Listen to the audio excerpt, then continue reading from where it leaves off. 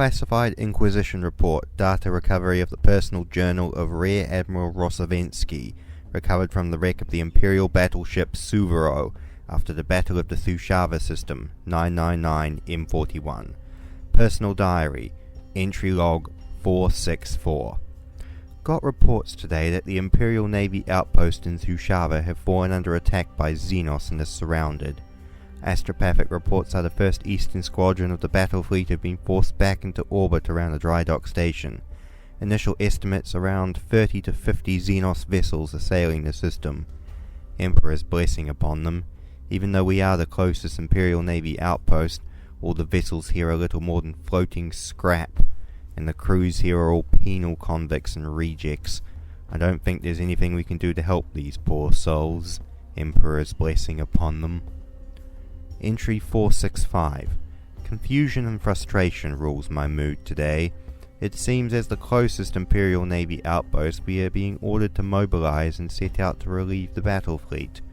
I made the point to the High Admiral that most of the vessels here are designated for dry dock or permanent scrapping, but I received a reprimand for my trouble. Blasted fools. The ships here won't survive any kind of major engagement, but I suppose it isn't my problem, really. Diary entry 466. Well, eaten my earlier words today, have been appointed commander of the 2nd Ruthenian battle fleet and ordered a full command to liberate Sushava port from the Xenos, making this entire affair now my problem. Oh, Emperor's throne. I guess I should try to make the best of this situation. Journal entry 467. Busy day looking over maps and tactical information today.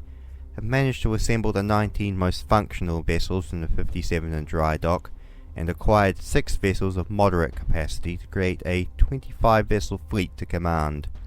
Have tried my best to rearrange personnel to have some level of experience in the fleet, but since we are about to charge into whatever nightmare warzone awaits us, I still have my doubts about the capability of some of the officers and crew in a battle situation.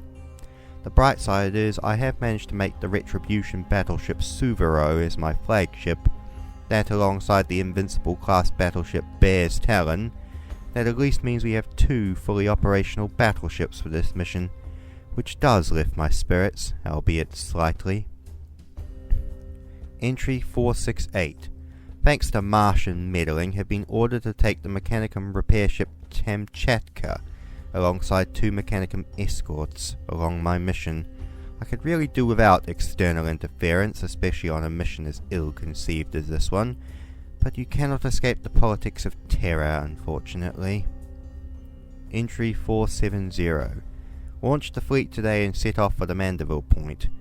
This got off to a bad start immediately when one of the Mechanicum escorts rammed into a floating defense turret and had to turn back to dry dock for repairs, and when 2 of my destroyers nearly had a collision while one attempted to avoid crashing into the station as it exited dock. And then, just to make my life even worse, the light cruiser Pride of Unity exploded when something, no idea what, happened to its plasma drive. Just started the voyage and I'm already down to 27 ships without seeing combat. Entry 471. The warp is far more violent and turbulent than I have ever seen it before. The navigators are having a hard time using the Astronomicon as a guide. The Pride of Victory's warp drive detonated soon after translating. Bloody typical of those repulsive class cruisers. Praise the Emperor, no other ships were damaged. Entry 472. Incidents of madness and minor Gellerfield failure across the fleet today. Ordered the fleet to close up and use the fields to cover each other, but the navigators have advised me to order the fleet to drop from warp to figure out where the hell we are. Entry 473. Well, upon dropping from the warp back to real space, we have discovered that we are 13 light years off course in an agri-world sector. As we move through the system towards the other Mandeville point, 2 idiot officers aboard the Piety of Truth mistook a grain bulk carrier for a Xenos vessel and opened fire. Thankfully the commissars put down the officers and order was quickly restored, but not before the Kamchatka and the idiots in the Mechanicum joined in the barrage against the civilian vessel. Mercifully, the gunnery of both ships was so terribly appalling that they only struck the vessel twice, but that was still enough to break through its void shields and cause moderate damage. Sent a Vox signal to apologize, before ordering the fleet to move as quickly through the system as possible and back into the warp. Entry 474.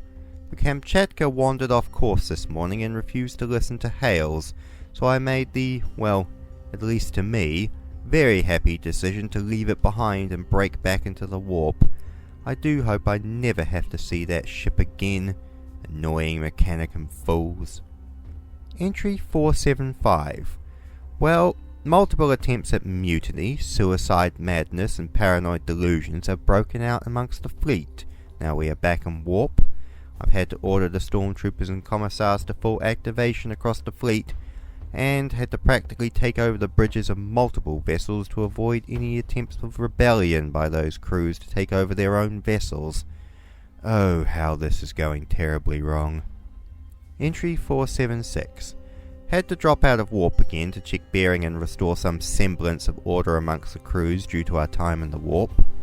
Due to our rather rough exit from the Immaterium and the general disarray of all those on board, a number of Adeptus Astartes vessels, what turned out to be from the Storm Knights chapter, who happened to be in the system, came out to meet us. Two of our light escorts, whose Vox and scanners were disrupted due to the translation, mistook them for enemy vessels and fired upon them, again with such horrendous gunnery that all their shots missed. However, the captain of the Astartes battle barge, Serenity's Wrath, was not happy at all about being fired upon by my escorts, and requested I come aboard his vessel and speak with him personally about the incident.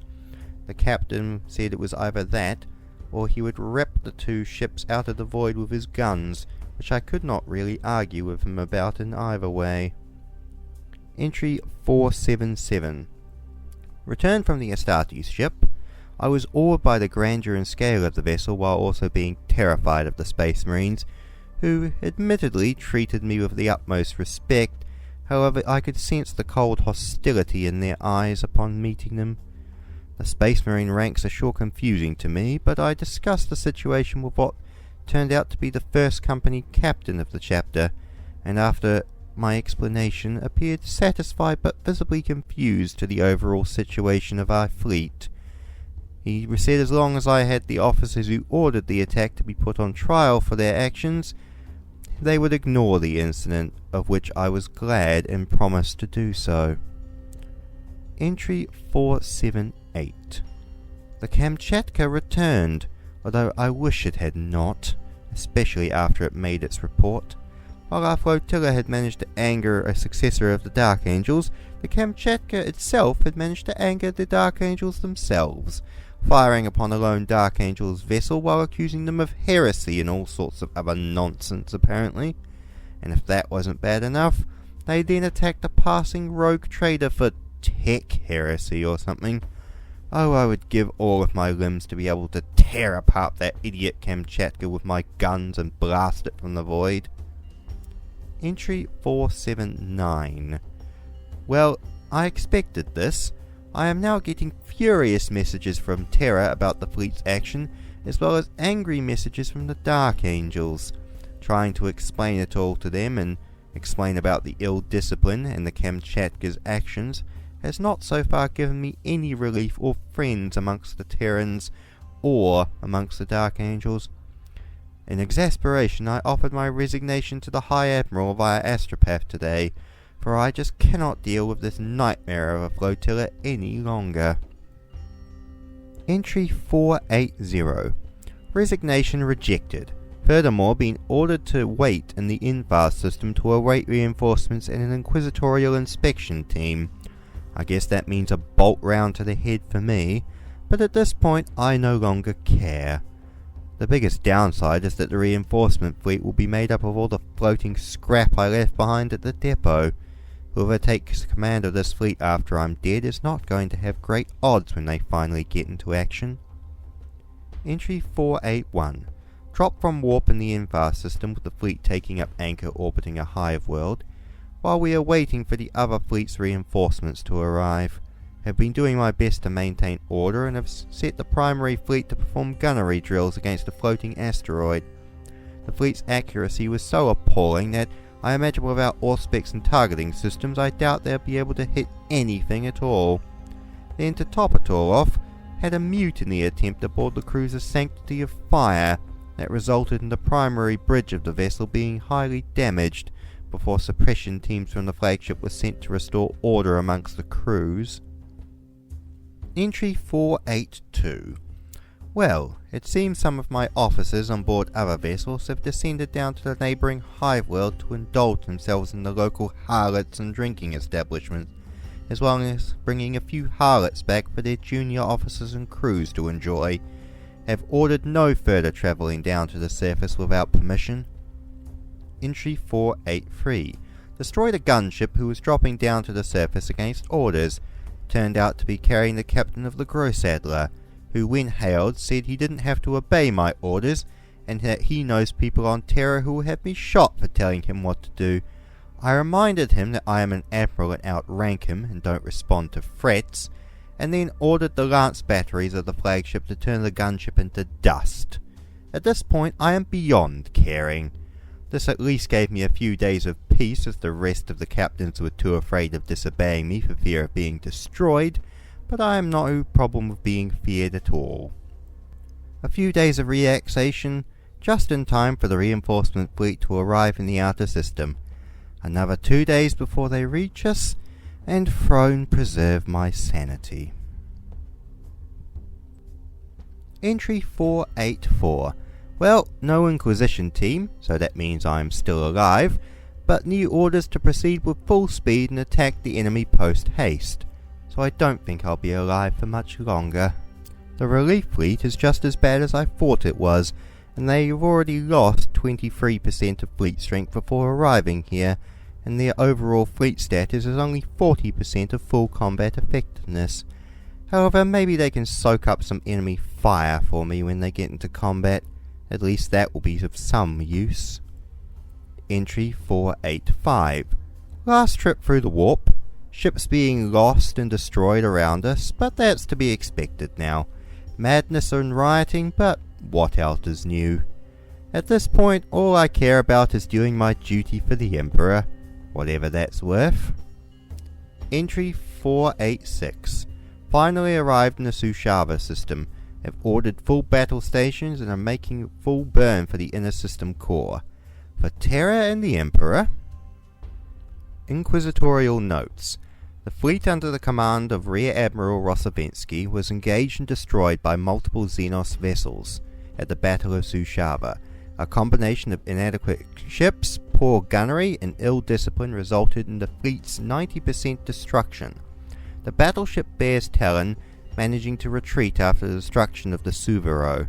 Reports conclude that the Suvorov gave a number of orders during that battle which were ignored by the rest of the fleet, and that the vessel itself was destroyed while engaging 5 enemy cruisers alone. Results of the inquiry conclude that while Admiral Rosavensky could have done more to maintain discipline in his fleet, his actions were not the cause of the fleet's destruction. As such, the name of Admiral Rosavensky should be placed upon the fallen wall of heroes in honor of his service and dedication to the Imperial throne in a less than ideal battle situation. All surviving officers from the battle are to be summarily executed for cowardice and heresy against the Imperial Navy and Inquisition's orders. Report ends.